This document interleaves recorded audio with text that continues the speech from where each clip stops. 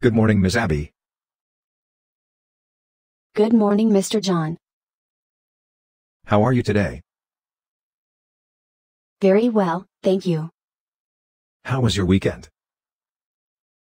Very well, thank you. What about yours? My weekend went very well. I went to the beach. I see. It was a pleasure talking to you. See you next time. Sure, have a great day. Thank you, and you too. John, when he asks, "How are you today?"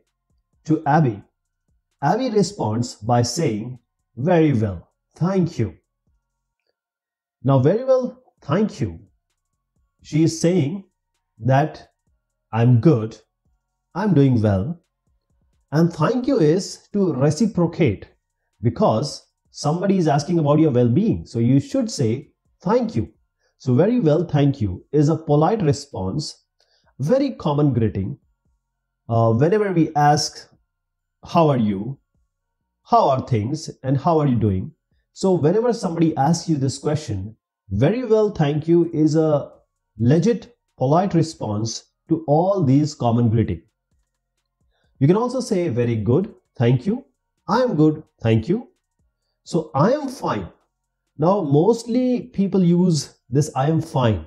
This is a widely used phrase to respond to questions like how are you today? But it is outdated now. So there are certain other ways to say very well, thank you, or very good, thank you. How are you going to respond to how are you today? You can say thanks for asking, I'm doing well, I'm doing good. That is, first you have to thank the other person. Good, thanks. And you? I'm good. And yourself? I'm doing well. And you? Good. How about you? Not bad. How are you?